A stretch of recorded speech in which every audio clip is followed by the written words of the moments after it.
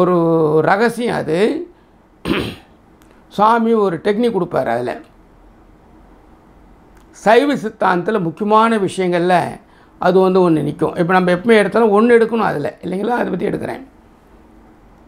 உயிர் இருக்குல்ல, ஒரு நாளைக்கு டெய்லி ட்ராவல் பண்ணிகிட்ருக்கும்.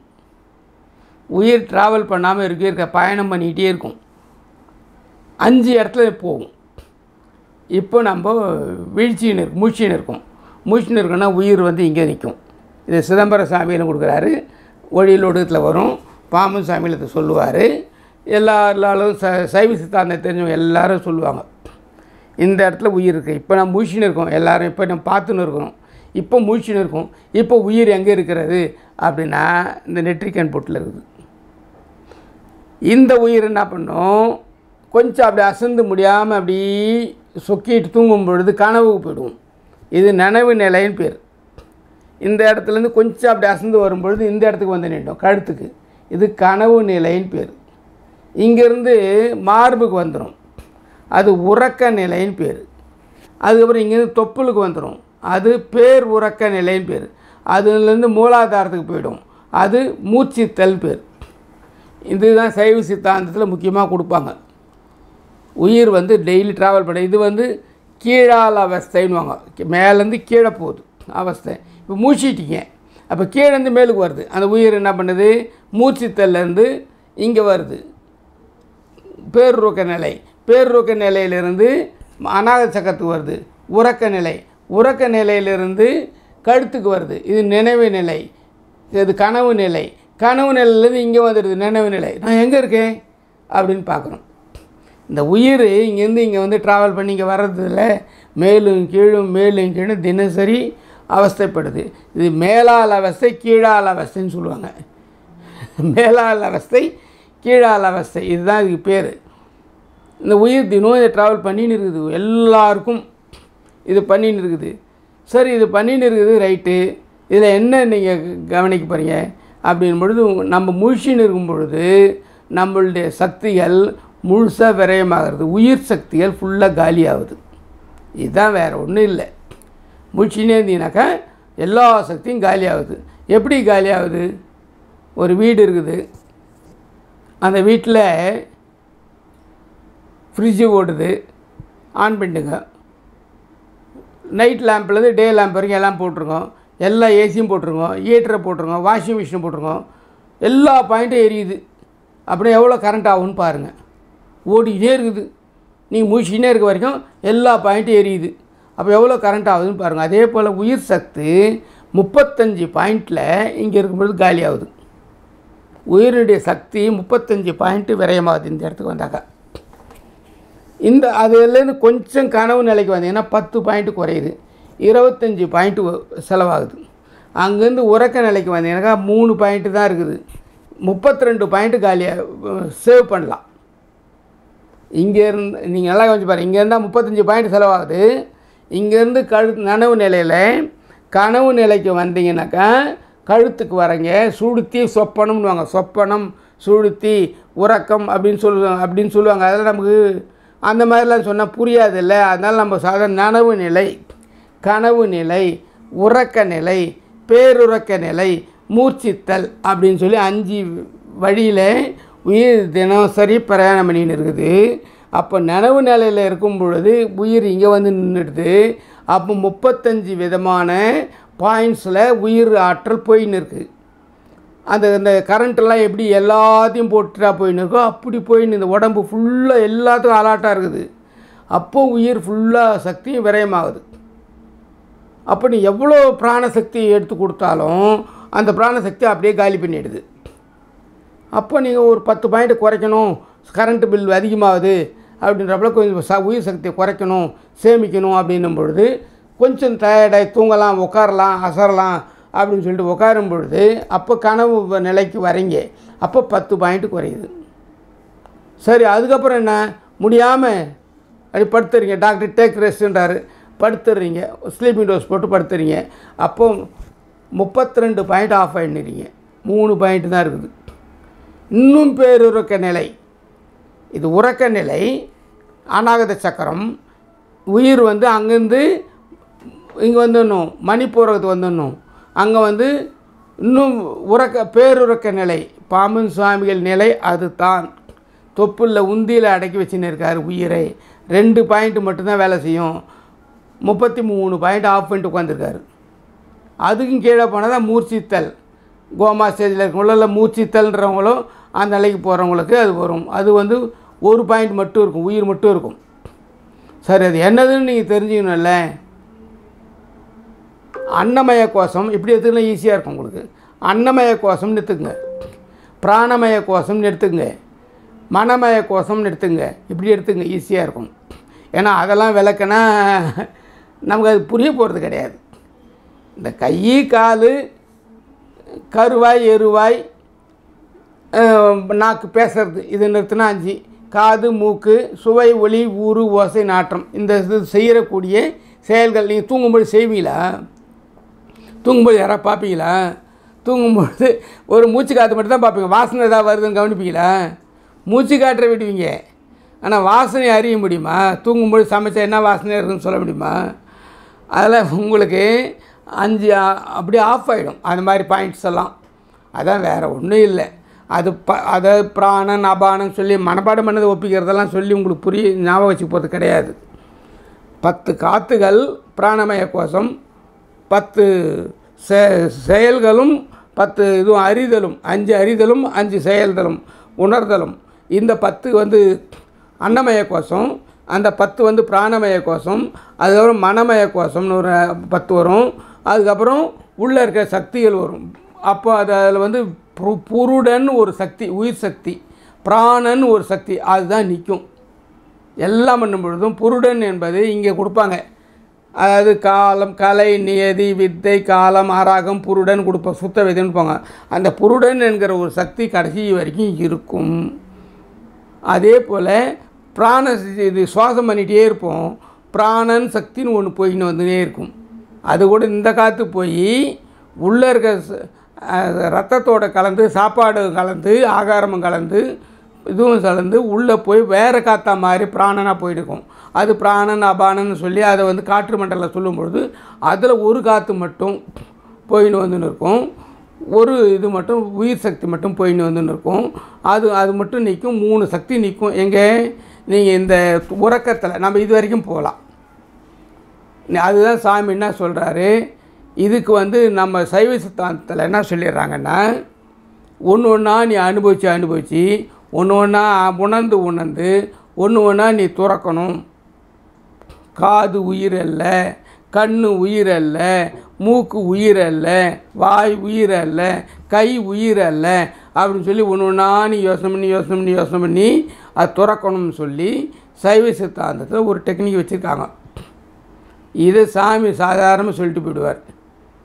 இந்த மேலால் அவத்தை கீழால் அவத்தைன்னு சொல்லிட்டு சொல்கிறாங்களே, இதெல்லாம் சாதாரணமாக காசி யாத்திரை என்ற ஒரு நூல்னு நினைக்கிறேன். அதில் சொல்லிடுவார், இதெல்லாம் ஏன் இப்படிலாம் கஷ்டப்பட்டு பண்ணிடுறீங்க, தூங்குனா 32 ஆஃப் ஆகுதா இல்லையா? நீங்கள் தூங்கும் பொழுது போங்க, நேராக போங்க, நல்லா காற்று ஃபேனை போடுங்க, ஏசி போடுங்க, தூங்குங்க. 32 ஆஃப் ஆகிடுது. இதில் என்ன விஷயம்னா, அறிவு இல்லாமல் தூங்குறது அந்த தூக்கம். அறிவோடு தூங்குனா தியானம், வேறு ஒன்றும் கிடையாது. அறிவோடு தூங்குனா தியானம். அறிவு இல்லாமல் தூங்கும் எங்கே இருக்குதுன்னு தெரியாமல் தூங்குறது அது விழிப்பற்ற நிலை தூக்கம். விழிப்போட தூக்கம் தியானம். அதனால் நீங்கள் உட்காந்து கண்ணை மூடிக்கிட்டு தியானம் பண்ணுறதுக்கு முயற்சி எடுங்க. முதல்ல உட்காருங்க, 2வது கண்ணை மூடுங்க, 3வது மூச்சு காற்ற பாருங்கள். இதுதான் சிம்பிள். இது உங்களுக்கு எல்லாராலையும் முடியும். இப்போ இதில் நம்ம சக்திகளை சேமிக்க முடியும். எவ்வளோ சக்திகள் விரயமாகுது. அதில் கண்ணில் 80% விரயமாகுது. கண் பார்த்தோன்னே மனம் எங்கேயோ போய்டுது. கண்ணை மூடினாலும் மனம் எங்கேயோ போய்டும். கண்ணை திறந்தாலும் மனம் எங்கேயோ போய்டும். கண்ணை மூடினாலும் எங்கேயோ போய்டும். அப்போ தான் நீங்கள் சுவாச காற்றுல பாருங்கன்றார் சாமி. அதனால் அதை பற்றி நிறைய சொல்லுவார். ஒரு 16 பாட்டு எழுதியிருப்பார், ஆனந்த கழிப்புன்னு. அதில் எழுதுவார், இந்த செயல் செய்யும் பொழுது இவ்வளோ காற்று உள்ளே போகிறது வெளியே வருது, 8 அங்கலம் 16 அங்கலம் தான். உள்ளே போகிறது 8 அங்குலம் தான் எல்லாருக்குமே, வெளியே விடுறது 12 அங்குலம் நார்மல். இப்படி ஒரு மனிதன் வாழ்ந்தான் வெளியே, அதாவது பிராணன் என்பது 8 அங்குலம் உள்ளே போகுது, பிராணசக்திங்கிறது. அது வெளியே வரும்பொழுது 12 அங்குலமாக வெளியே வருது. நூக்கு நாபி முதல் அப்படின்னு சொல்லி கொடுப்பார், நூக்கு முதல் நாபி வரையும் கொடுப்பார். இங்கேருந்து இங்கே எடுக்கிறது, இங்கேருந்து இங்கே எடுக்கிறது, அப்படி வரும். 12 அங்குலம் இப்படி வரும். 8 அங்குலம் வெளியே உள்ளே போகணும், 12 அங்குலம் வெளியே வரணும். அதை 12 அங்குலத்தை 10 அங்குலமாக்கு, 8 அங்குலமாக்கு, விடுறதுன்னு சமமாக்கு, 7 அங்குலமாக்கு, விடுறத 6 அங்குலமாக்கு அப்படின்றப்ப கொண்டு வருவார். அப்படி தான் பிராணம் போச்சுன்னு சொல்லுவாங்க. இந்த சேமிக்கிறதுக்கு தான் நீங்கள் ப்ராக்டிஸ் பண்ணணும். அதுக்கு முதல்ல உட்காந்தா தான் வரும். முதல்ல நம்ம என்ன பண்ணணும், உட்காரணும். ரெண்டாவது என்ன பண்ணணும், சுவாச காற்றை கவனிக்கணும். அது சேரில் உட்காரீங்களோ எப்படி உட்காரீங்களோ அது உங்களுடைய உடம்பு பொறுத்துனது. உட்கார்றதுக்கு நீங்கள் பழகணும், சுவாச காற்றை கவனிக்கணும். இது ரெண்டு நீங்கள் கவனிச்சிட்டிங்கன்னா தியானம் கூடி போச்சு. அப்போது நம்மளுடைய சக்தி பூரணமாக நம்ம உடம்பில் நிற்கிது. எல்லா நோய்களும் குழந்தை பெற்றுக்குன்னா அதில் பெற்றுக்க முடியும். நிறைய பேர் குழந்தைய பற்றி கேட்டுன்னு இருக்கிறாங்க, அது இதுலேயே வந்துடும். நோ மெடிசன் நோ டாக்டர் அப்படின்னு சொல்லிட்டு இதில் ஒன்றை வச்சு வெஜிடேரியன் ஆயிரு, நோ மெடிசன் நோ டாக்டர். இதுதான் பிரமிட் சொசைட்டி சொல்லி கொடுத்துருக்காங்க பெங்களூரில். இது வேறு ஒன்றும் கிடையாது. நீங்கள் வெஜிடேரியனாக இருக்கணும். எந்த மாத்திரை மருந்தாக இருந்தாலும் இந்த 10 காற்று உள்ளே போய் சரி பண்ணால் அது சரியாகும். அதுக்கு உட்காந்தா போதும். மனசை அலைய விடாமல் மனமய கோஷம்னு சொல்லப்படுறத உள்ளுக்குள்ளவே நீங்கள் உட்காந்தால் தான் அடங்கும். கொஞ்சம் கொஞ்சமாக தான் அடங்கும். அது பெருசாக இருக்குது கொஞ்சம் கொஞ்சமாக கொண்டு வந்து நிறுத்திட்டிங்கன்னா உங்களுக்கு எல்லா வகையிலும் அந்த உடம்பு அடங்கிடும். இந்த மேலால் அவத்தை கீழால் அவத்தைங்கிறது ஒன்றும் கிடையாது. விழிப்பு நிலையில் தூங்குவது, விழிப்பு நிலையில் தூங்குவது. அப்போ நம்ம என்ன பண்ணோம், சாதாரணமாக உட்காந்து கொஞ்சம் நம்ம எல்லாத்தையும் விட்டு எதையோ டிவி பார்க்குறது இது போய் எல்லாத்தையும் விட்டு கொஞ்சம் தனி ரூமில், தனியாக ஒரு பூஜை ரூமில், இல்லை எந்த ரூமில் பெட்ரூமாக இருந்தாலும் பரவாயில்ல, உட்காருங்க. ஒரு 10 நிமிஷம் உட்காந்து பாருங்கள். உட்கார முடியுதா பாருங்கள். உட்கார முடிஞ்சாலே உங்களுக்கு கடவுள் அனுகிரகம் வந்தாச்சுன்னு அர்த்தம். அப்புறம் நீங்கள் இதை புக்கை படிங்க, இதை கேளுங்க, அதை சொல்லுங்கள், அதெல்லாம் அப்புறம். அதெல்லாம் நான் உங்களுக்கு சொல்ல வர்றது என்னன்னாக்கா, முதல்ல உட்காரத்துக்கு தயாராக இருக்கணும் அப்படிங்கிறது தான். அதனால் சாமி 1848 பிறந்திருக்காரு. 1922 மேலே தான் காவி உடைய உடுத்துறார். எடுத்த உடனே காவி உடைய உடுத்தவில்லை. 1848 பிறந்தாருன்றதுக்கு இந்த சபையில் இருந்த கிருஷ்ணசாமி முதலியார் தலைவரே ஆதாரம் கொடுத்துறாரு. அறிமுகம்னு ஒரு புத்தகம். அந்த அறிமுகம்னு ஒரு புத்தகம் நீங்கள் வாங்கி படிச்சிங்கன்னா 6666 பாட்டையும் சுருக்கமாக கொடுப்பார். 2 வரி 3 வரியில் இந்த பாட்டில் என்னது, இந்த பாட்டில் என்னது, இந்த பாட்டில் என்னது அப்படின்னு சொல்லி கொடுத்துட்டு போயிடுவார். நீங்கள் அந்த பாட்டில் ஒரு சுருக்கமான விஷயங்களை தெரிஞ்சுக்கலாம். அறிமுகம்னு அந்த புத்தகம் பேர். அதில் சபையில் இருந்தவரில் நூலில் பாம்பன் சாமி நூல்களில் நல்லா அசை போட்டு நல்லா வாழ்ந்த ஒரு மனிதர், நல்ல மனிதர், எளிமையான மனிதர், நிறையா ஒரு சாமியில் பண்ணியிருக்காரு. இன்றைக்கு இந்த மாதிரி ஒரு சபை விழிப்பு நிலைக்கு வரணுன்றதுக்கு அவருடைய உழைப்பு அன்னைக்கு கடகால். அப்படிப்பட்ட ஒருத்தர் சாமி நூல்களை பற்றி எழுதும் பொழுது குறிப்பு மாதிரி கொடுப்பார். அதில் அவர் சொல்கிறதுலேருந்து நான் சில தான் கேட்பேன். அவர் வீட்டில் உட்காந்து பேசுவோம். அவர் சொல்லுவார், அப்போ அதில் சொன்னது 1848 சாமி பிறந்திருக்கார், அவர் நூல்லே இருக்குது. அதே சமயம் இந்த பின்னத்தூரில் இந்த கேஸ் நடந்த போது கோர்ட்டில் பாம்பன் சாமி சாட்சி சொல்கிறார் 1908. அதில் வயசு 60ன்னாரு. 1908 60ன்னா அப்போ 48 பிறந்தா தான் 60 வரும். பாம்பன் சாமி சத்தியமணி கோர்ட்டில் சொன்னது. அப்போ அதில் போய் இந்த பிறந்ததில் நிறைய பேர் குழப்பின்னு இருக்காங்க. இனிமேலாவது நீங்கள் அது பிறந்ததை போடும்பொழுது தயவுசெய்து 50 52 போடாதீங்க, 48 போடுங்க. ஏன்னா சாமி வரலாறு கரெக்டாக நீங்கள் எடுக்கணும். ஒரு குருவோட வரலாறு டிஸ்டர்ப் பண்ணாமல் கெடுக்காமல் அது கரெக்டாக கொண்டு போகணும். அவர் குரு கோர்ட்டில் போய் பொய் சாட்சி சொல்லலை, சத்தியம் பண்ணியிருக்கார். அப்படி பண்ணவர் அப்போ 1908 என்னுடைய வயசு 60 இருக்கும் அப்படிங்கிறார். அதுக்கப்புறம் நீங்கள் இப்படி 52 பிறந்தால் 68 எப்படி 60 வயசு இருக்குன்னு நீங்கள் பாருங்கள். அதே போல் கிருஷ்ணசாமியில் சபை தலைவராக இருந்து அவரே சொல்கிறாரு, இந்த பதிகத்தில் சாமி எழுதியிருக்காரு, இதில் வயசு அப்போ இவ்வளோ சொல்கிறாரு அப்படின்னு சொல்கிறார். இந்த வருஷம் எழுதியிருக்காரு, இந்த மாதிரி பண்ணி இதோட சாமி வேதத்தை ஃபாலோ பண்ணி வருவார். நிறைய பேர் நூல்கள் எழுதுனாங்க. அவங்களாம் ஒரு ஒரு கொள்கையில் எழுதிட்டு போயிடுறாங்க. ஆனால் சாமி என்ன பண்ணுறாரு, வேதத்தில் மட்டும்தான் ரிக்வேதம் இவ்வளோ, யஜுர்வேதம் இவ்வளோ, சாமவேதம் இவ்வளோ இத்தனை சாகைன்னு எழுதுவாங்க இருக்கும். அதனால் அந்த வகையில் சாமியும் ஒரு ஒரு பாட்டையும் எழுதும் பொழுதும் இந்த வருஷம் இது எழுதப்பட்டது டேட் தமிழ் வருஷம் போட்டு எழுதியிருப்பார். அவர் வேதத்தை ஃபாலோ பண்ணியே வரணும் அப்படிங்கிறதுல அவருடைய நோக்கம் ரொம்ப இருந்திருக்கு. அதெல்லாம் அதில் நிறையா அவர் இதை பண்ணியிருக்காரு. அடுத்ததாக நம்ம என்ன பண்ணோம், ஒரு நாள் சொல்லுவார், இன்றைக்கி ரயிலுக்கு நம்ம என்ன பேர் சொல்ல பாருங்க, ரயிலுன்றோம், தொடர் வண்டிங்கிறோம், புகை வண்டிங்கிறோம். ஆனால் பாம்பனில் சாமி இருக்கார். அப்போ அந்த பாலம் போடுறாங்க, பாம்பன் பாலம் ரயில்வே டிபார்ட்மெண்ட் போடுது. அது வரைக்கும் அப்படி ஒரு பாலம் கிடையாது, அப்படி ஒரு ரயில் அங்கே பார்த்ததில்ல. படகில் தான் போவாங்க வருவாங்க. அப்போது இவர் கேட்குறாங்க இவர்கிட்ட, இங்கே இந்த மாதிரி பாலம் போடுறாங்களே என்ன பண்ண போகிறாங்க, எப்படி வரும், என்ன அப்படின்னு. இந்த தூம ரதம்னுவார், ரயிலுக்கு பேர் தூம ரதம் அப்படின்வார். அப்படின்னு பார்த்துங்களேன், எப்படி அந்த வண்டி குதிரை இருந்து இழுக்கணும், மாடு இருந்து இழுக்கணும், மனுஷன் இருந்து இழுக்கணும், எதுவும் இல்லாமல் அந்த வண்டி அதுவே வருமா, அதுவுமே போகுமா? அந்த அளவுக்கு அறியாமையில் அன்றைய மக்கள் வாழ்ந்துருக்காங்க. அதையும் சாமி விளக்கமாக எழுதியிருக்காரு. அதுவே வரும், அதுவே போகும், அதை தொடர் ரயில்வே தான் சாமி பிரயாணப்பட்டு வராரு.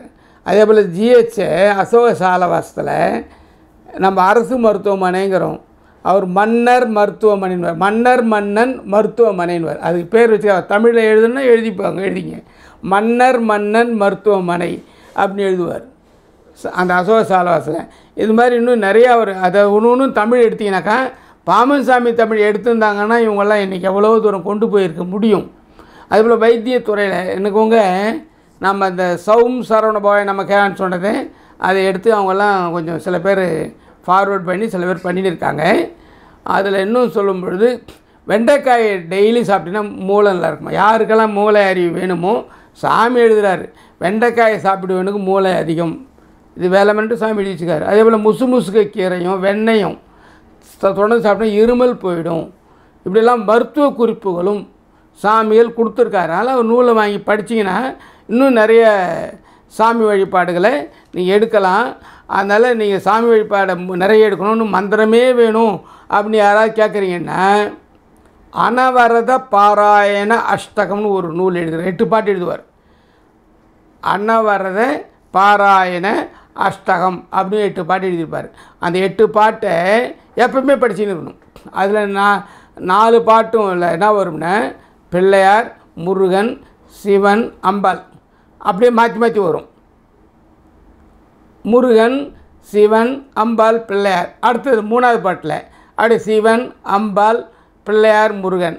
4வது பாட்டில் அம்பாள், பிள்ளையார், முருகன், சிவன் இப்படி வரும் 4 பாட்டு. அடுத்து 5வது பாட்டு 6வது பாட்டில் தான் மந்திரங்களை கொடுத்துருவார். கம் கணபதின்னு கொடுப்பார்.